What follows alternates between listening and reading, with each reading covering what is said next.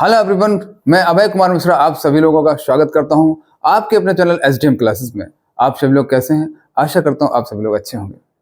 मेरे प्यारे बच्चों, आज हम केमिस्ट्री के पहले लेसन के एमसीक्यूज पढ़ेंगे।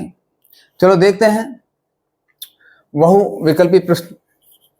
पहला क्वेश्चन है, रासायनिक अपक्रिया में भाग लेने वाले पदार्थों को क्या कहा जाता है? बच्चों, रासायनिक अपक्रिया में जो पदार्थ भाग लेते हैं उनको अभिकारक कहते हैं, और अभिकारक की क्रिया के पश्चात जो बनता है उसको उत्पाद कहते हैं। तो इसका आंसर हो जाएगा अभिकारक कहते हैं इसको। इसको क्या कहते हैं बच्चों? अभिकारक कहते हैं। नेक्स्ट देखेंगे, रासायनिक समीकरण लिखने में ये जो ऊपर की तरफ जो तीर का चिन्ह दिख रहा है बच्चों, चिन्ह प्रतीक है, किस चीज का प्रतीक है? तो इस यहाँ बता देते हैं आपको हम। जब भी बच्चों इस प्रकार का चिन्ह हो तो ये गैसीय अवस्था कहलाती है, गैसों के लिए प्रयोग किया जाता है। अगर इस तरफ का चिन्ह दिखे आपको, नीचे की तरफ तीर का निशान दिखे, तो इसको अवक्षेप कहते हैं। अवक्षेप, अवक्षेप। जब भी अवक्षेप बनता है तो हम इस प्रकार का चिन्ह उपयोग करते हैं। गैसों के लिए इस प्रकार का चिन्ह उपयोग करते हैं। अगर कोई सॉलिड होता है बच्चों तो उसको एस से प्रदर्शित करते हैं। यदि कोई लिक्विड होता है बच्चों तो उसको एल से प्रदर्शित करते हैं। यदि कोई जलीय अवयन होता है तो उसको AQ से प्रदर्शित करते हैं। एक्वाटिक कहलाता है बच्चों, एक्वाटिक, AQ से प्रदर्शित करते हैं।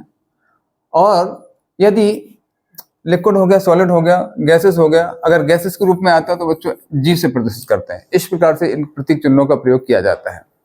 नेक्स्ट देखेंगे अगला क्वेश्चन। तो इसका आंसर क्या हो जाएगा बच्चों?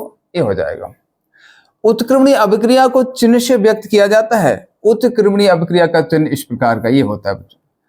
उत्क्रमणीय अभिक्रिया रिवर्सिबल रिएक्शन कहलाती है। इसको ऐसे लिखा जाता है। ये वाला चिन्ह जो ऊपर का दिख रहा है आपको, जब यहां से अभिकारक जब क्रिया करते हैं तो उत्पाद बनते हैं, और जब उत्पाद पुनः जो है अभिकारकों में बदल सकते हैं तो ये वाला चिन्ह, नीचे वाला चिन्ह प्रदर्शित करता है। तो उत्क्रमणीय अभिक्रिया का चिन्ह इस प्रकार से होता है। इसको रिवर्सिबल रिएक्शन कहते हैं। आगे अगला क्वेश्चन देखें।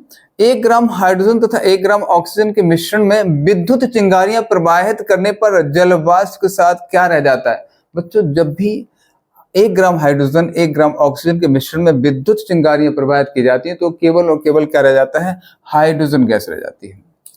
सल्फर को वायु में जलाने पर सल्फर डाइऑक्साइड गैस का बनना क्या कहलाता है? इधर देखेंगे बच्चों, सल्फर डाइऑक्साइड गैस। सल्फर को जब वायु में जलाया जाता है बच्चों तो SO2 बनता है। क्या बनता है? सल्फर को वायु में जलाने पर सल्फर डाइऑक्साइड गैस का बनना कहलाता है योगात्मक अपक्रिया। जब 2 या 2 से अधिक पदार्थ मिलकर एकल उत्पाद का निर्माण करते हैं तो उसको क्या कहते हैं? योगात्मक अपक्रिया कहते हैं। इसी को संयोजन अपक्रिया कहा जाता है बच्चों, इसी को संकलन अपक्रिया कहा जाता है। तो इसका आंसर आपका हो जाएगा ये। नेक्स्ट देखेंगे,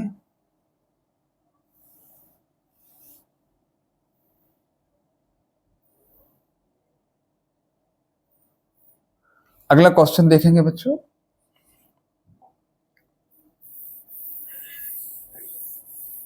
अगला क्वेश्चन, नेक्स्ट क्वेश्चन कहता है Zn प्लस H2SO4 से कितना बन गया? Zn SO4 H2। ये वो कह रहा है अभिक्रिया है। ये कौन सी अभिक्रिया है? योगात्मक अपक्रिया है, विस्थापन अपक्रिया है, अपघटन अपक्रिया है, वियोजन अपक्रिया है? देख लेते हैं इसको कौन सी अपक्रिया है।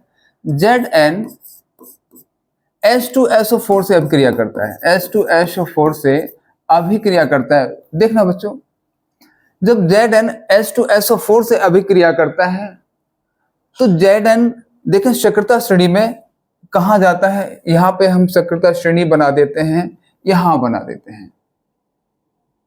मैंने एक ट्रिक बनाई थी, लीकनाथ का मैगी आलू जीरा फीका पकाता है, CU है आपका, पटा लो। लीकनाथ, लिथियम, पोटेशियम, सोडियम, लीकनाथ का मैगी, Mg आलू जीरा Zn, आलू जीरा फीका Fe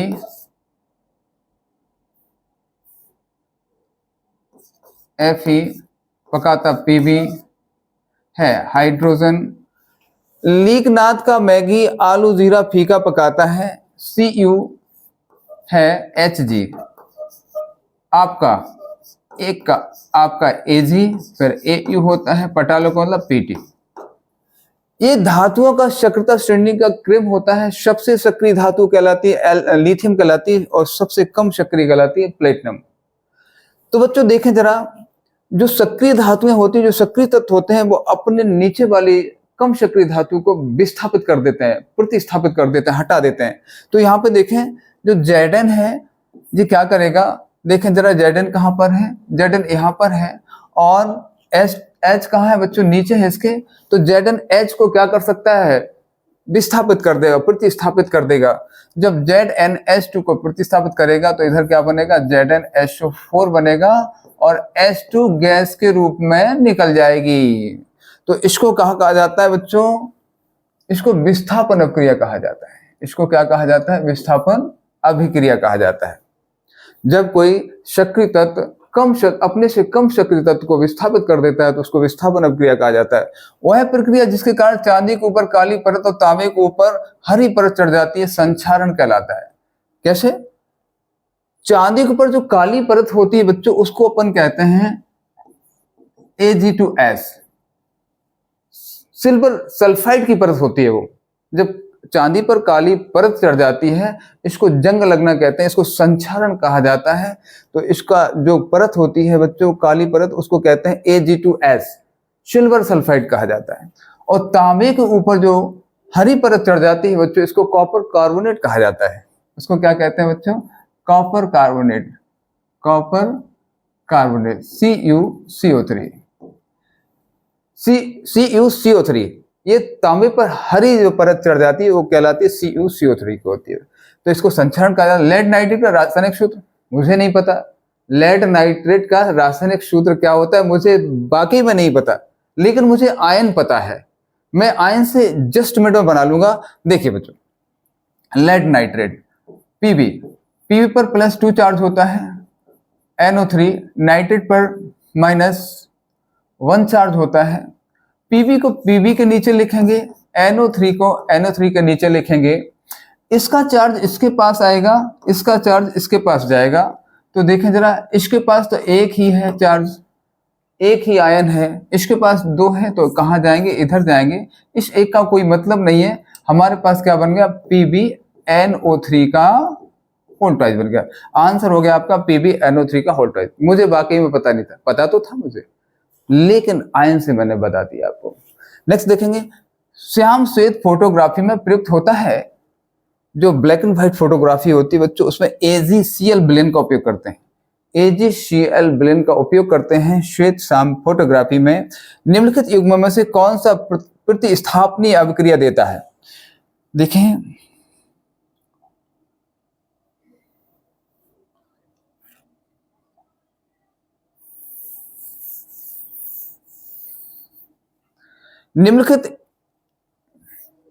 निम्नलिखित युग्मों में से कौन सा प्रतिस्थापनीय अभिक्रिया देता है, जरा देख लेते हैं। सोडियम क्लोराइड विलयन एवं कॉपर धातु। चलो देखें, सोडियम क्लोराइड NaCl और कौन देता है साथ में, कॉपर धातु।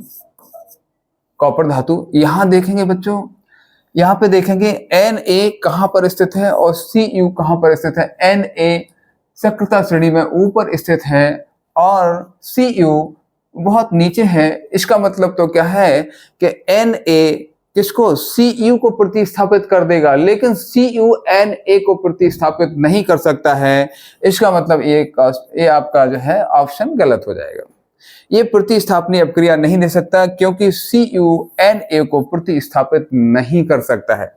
नेक्स्ट देखेंगे, मैग्नीशियम क्लोराइड विलयन एल्यूमिनियम धातु। इसको भी देखते हैं, मैग्नीशियम क्लोराइड MgCl2 और यहाँ पे क्या है, एल्यूमिनियम है। इसको भी देख लेते हैं श्रेणी में। Mg कहाँ पर है, कहोगे Mg यहाँ पर है। Al कहाँ पर है, Al नीचे है। तो क्या Al Mg को प्रतिस्थापित कर पाएगा, बिल्कुल नहीं कर पाएगा। ये ऑप्शन भी आपका गलत हो गया। फेरस सल्फेट, इसको देखेंगे FeSO4, फेरस सल्फेट विलयन सिल्वर धातु। सिल्वर धातु Ag। Ag बहुत नीचे है बच्चों, और फेरस आयरन कहाँ है? ऊपर है। Ag कभी भी आयरन को प्रतिस्थापित नहीं कर सकता है, तो ए भी आपका गलत हो गया ऑप्शन। तो ये तो 100% है, ये जो है आंसर आपका पक्का है, ये आंसर आपका पक्का है। कैसे? सिल्वर नाइट्रेट कह रहे हैं वो AgNO3, AgNO3 प्लस कॉपर। जी हाँ, ये कॉपर Ag को क्या कर देगा? प्रतिस्थापित कर देगा, और कौन सी अभिक्रिया देगा? विस्थापन अभिक्रिया देगा। नेक्स्ट क्वेश्चन है, चूना पत्थर के ऊष्मीय अपघटन के फलस्वरूप प्राप्त ठोस पदार्थ होता है। बच्चों CaCO3 जो होता है वो चूना पत्थर होता है, CaCO3, इसी को संगमरमर कहा जाता है, इसी को चूना पत्थर कहा जाता है। जब इसका ऊष्मीय अपघटन होता है, इसका कौन सा अपघटन होता है? ऊष्मीय अपघटन होता है, तो CaCO3 CaO और प्लस CO2 में टूट जाता है। CO2 कार्बन डाइऑक्साइड गैस निकल जाती है, और क्या बनता है? CaO बनता है, माफ कीजिएगा, CO2 बनता है और CaO बनता है। कैल्शियम ऑक्साइड बनता है बच्चों, जिसको कहते हैं बिना बुझा चूना कहा जाता है। ये ठोस होता है, तो किसमें प्रतिस्थापित हो जाएगा? फलस्वरूप प्राप्त ठोस पदार्थ होगा हमारा CaO, इसका आंसर होगा। नेक्स्ट देखेंगे बच्चों, अगला देखें।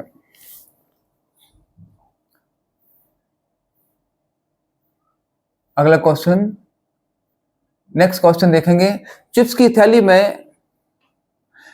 थैली में भरे जाने वाली गैस कौन सी होती है? बच्चों चिप्स की थैली में यदि हम नाइट्रोजन गैस को भर दें, इसका आंसर हो जाएगा नाइट्रोजन गैस। अगर हम नाइट्रोजन गैस को भर दें तो इसको विकृत गंधता से बचाया जा सकता है। जी हाँ, किससे बचाया जा सकता है? विकृत गंधता। आगे देखें, जंग का रासायनिक सूत्र बच्चों Fe2O3XS2 होता है। ये देखिए, जो Fe होता है, जब इसको ऑक्सीजन और H2O, इसको नमी कहते हैं बच्चों, नमी कहा जाता है। जब नमी की उपस्थिति में आयरन आता है तो क्या बनाता है? हाइड्रेटेड Fe2O3XS2, इसको कहते हैं हाइड्रेटेड फेरिक ऑक्साइड, इसी को बच्चों कहते हैं जंग का सूत्र। ठीक है, इसको बैलेंस कर लेना, ऑलरेडी हम पढ़ चुके हैं। ठीक है, ये हो गया इसका आंसर। संगमरमर का रासायनिक सूत्र अभी बताया था। संगमरमर का जो रासायनिक सूत्र होता है वो कैल्शियम कार्बोनेट होता है, इसी को चूना पत्थर कहा जाता है। ऊष्माक्षेपी अपक्रिया में क्या होता है? ऊष्मा उत्पन्न होती है, सीधी सीधी बात है। ऊष्माक्षेपी अपक्रिया में क्या उत्पन्न होता है? कहोगे ऊष्मा उत्पन्न होती है। ऊष्माक्षेपी अपक्रिया में क्या उत्पन्न होता है? ऊष्मा उत्पन्न होती है। ऊष्माशोषी अपक्रिया में क्या होता है? ऊष्मा की आवश्यकता होती है। अभिक्रिया कराने के लिए, उत्पाद बनाने के लिए हमको ऊष्मा की आवश्यकता होती है, और जबकि इसमें क्या है, जब अभिकारक क्रिया करते हैं तो ऊष्मा उत्पन्न होती है। नेक्स्ट देखेंगे, द्विविस्थापन अपक्रिया का उदाहरण बताइए। द्विविस्थापन, जब जो है दो जलीय विलयन होते हैं, जब उनके आयन आपस में अदला बदली कर लेते हैं, तब उसको हम क्या कहते हैं? द्विविस्थापन अपक्रिया कहते हैं। देखते हैं बच्चों इसमें क्या होता है। Cu प्लस चार्ज होता है, Cu पर प्लस चार्ज होता है, ये कहाँ जाएगा? OH के पास जाएगा। OH पर -1 चार्ज होता है, Cu पर +2 चार्ज होता है बच्चों। तो क्या बना लेगा? CuOH का होल टाइज बना लेगा ये। Na पर +1 चार्ज होता है, और SO4 पर कैसा होता है? -2 चार्ज होता है, और ये क्या बना लेता है? ये आपस में देखो आयनों की अदला बदली, इसका आयन इसके पास पहुंच गया, इसका आयन इसके पास पहुंच गया, तो क्या हो गया? द्विविस्थापन अपक्रिया हो गई। ये भी सही है। AgNO3 NaCl के साथ अपक्रिया करता है, AgCl बना लेता है, NaNO3 बना लेता है। देखो AgCl के पास पहुंच गया, Ag पर प्लस चार्ज था, +1 का चार्ज था, और Cl पर -1 का चार्ज था। Na पर +1 का चार्ज था, NO3 पर -1 का चार्ज था, तो NO3 Na कहाँ पहुंच जाएगा? NO3 के पास पहुंच जाएगा। इस प्रकार AgCl का एक अवक्षेप बनता है, और NaNO3 सोडियम नाइट्रेट बनती है। कहोगे ये भी तो कौन सी अपक्रिया है? द्विविस्थापन अपक्रिया है। दोनों में जो है आयनों की अदला बदली हो रही है। Na2SO4 सोडियम सल्फेट है, बेरियम क्लोराइड से अपक्रिया करता है। तो देखिए Na कहाँ जाएगा, कहोगे Cl के पास जाएगा, अपने माइनस चार्ज के पास जाएगा। और Va बेरियम कहाँ जाएगा, कहोगे SO4 के पास जाएगा, अपने माइनस चार्ज के पास जाएगा। इस प्रकार NaCl बन जाता है, VaSO4 बन जाता है। बच्चों ये भी क्या है, द्विविस्थापन अपक्रिया। इस प्रकार हम कह सकते हैं इसका आंसर कौन सा है, डी इसका आंसर है, क्योंकि उपरोक्त समस्त अपक्रियाएं कैसी हैं, द्विविस्थापन अपक्रिया है। नेक्स्ट क्वेश्चन, ऑक्सीकरण वह अपक्रिया है जिसमें इलेक्ट्रॉन पृथक होते हैं। जी हाँ, ऑक्सीकरण वह अपक्रिया है जिसमें इलेक्ट्रॉन निकलते हैं, मतलब पृथक होते हैं, निकलते हैं। और क्या हो सकता है बच्चों, और क्या होता है इसमें, ओ जुड़ता है, ओ ऑक्सीजन जुड़ता है, H निकलता है, हाइड्रोजन निकलता है, विद्युत धनात्मक तत्व निकलते हैं, विद्युत ऋणात्मक तत्व जुड़ते हैं। और क्या हो सकता है इसमें, ऑक्सीकरण संख्या बढ़ती है, ऑक्सीकरण संख्या क्या होती है, बढ़ती है बच्चों। ये चारों चीजें होती हैं ऑक्सीकरण में, तो इसका आंसर हो जाएगा ए, इलेक्ट्रॉन पृथक होते हैं।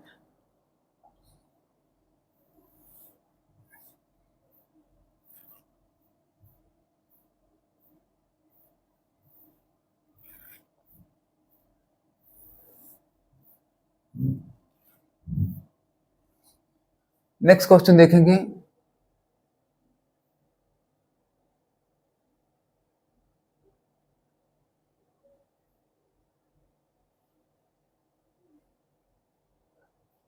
नेक्स्ट क्वेश्चन देखेंगे 18वां क्वेश्चन,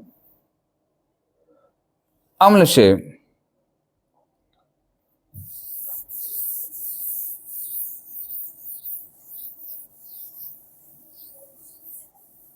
देखें। नेक्स्ट क्वेश्चन 18वां क्वेश्चन कहते हैं, अम्ल से हाइड्रोजन हटाने वाली धातु, अम्ल से हाइड्रोजन हटाने वाली धातु। मेरे प्यारे बच्चों, अभी मैंने आपको एक सीरीज बताई थी लीकनाथ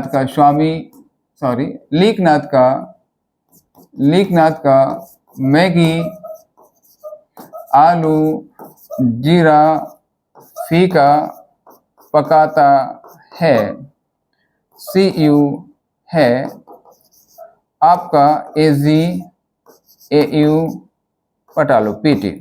इसमें देखिए जरा बच्चे, अम्ल से हाइड्रोजन हटाने वाली धातु, अम्ल है, मान लीजिए H2SO4 ले लिया मैंने, हाइड्रोजन है इसमें, और इसको हटाने वाली धातु देखते हैं Zn। देखें जरा Zn है क्या, चलिए देखते हैं। H2 के ऊपर जो धातुएं होंगी बच्चों, वो H2 को जरूर हटा देंगे। H के ऊपर धातु देखें, H के ऊपर इनमें से कौन सी धातु है, Zn है बच्चों। एक तो CU है क्या, नहीं है। Ag है क्या, नहीं है। Hg है क्या, नहीं है। तो केवल और केवल कौन सी धातु हो जाएगी, Zn, क्योंकि Zn H के ऊपर ये धातु है ना, वो ज्यादा सक्रिय है, जो H को हटा देती है, क्योंकि H उससे कम सक्रिय है। तो आंसर हो जाएगा Zn। VaCl2Na2SO4, बेरियम क्लोराइड जब सोडियम सल्फेट से अपक्रिया करता है, बेरियम सल्फेट बनता है। ये बेरियम सल्फेट का सफेद अपक्षेप बनता है बच्चों, और 2NaCl बनता है। वो कह रहे हैं रासायनिक अपक्रिया किस प्रकार की है, तो कह देना द्विविस्थापन अपक्रिया है। अभी तो पढ़ाया था मैंने कि द्विविस्थापन, जब आयनों की आपस में अदला बदली होती है दो विलयनों के अंदर, तो उसको द्विविस्थापन अपक्रिया कहा जाता है। कैल्शियम फॉस्फेट का रासायनिक सूत्र नहीं पता मुझको, वाकई में नहीं पता, पता तो है, लेकिन देखो मुझे तो आयन याद है, आयन से बना लेते हैं। कौन सा बनाना है, कहोगे कैल्शियम, कहोगे +2 चार्ज होता है, कहोगे और क्या कह रहे हैं वो फॉस्फेट, कहोगे इस पर PO4, इस पर कितना चार्ज होता है, कहोगे -3 चार्ज होता है। Cu को C के नीचे लिखेंगे, PO4 को PO4 के नीचे लिखेंगे। इसका आयन इसके पास आएगा, इसका आयन इसके पास आएगा, 3 इसके नीचे लग जाएगा और 2 इसके नीचे लग जाएगा। तो आंसर आपका हो जाएगा Ca3PO4 का होल ट्वाइस हो जाएगा। धातुओं को संक्षारित होने से बचाया जा सकता है, वो कह रहे धातुओं की सतह पर पेंट करके। जी हाँ, और क्या, धातुओं की सतह पर ग्रीस और तेल की परत चढ़ाकर, बिल्कुल सही है। अधिक वैद्युतधनी धातुओं को अन्य धातुओं की सतह पर परत चढ़ाकर, बिल्कुल, तीनों के तीन सही है बच्चों। इसमें तीनों के तीन कैसे हैं बच्चों, सही है, तीनों के तीन कैसे हैं।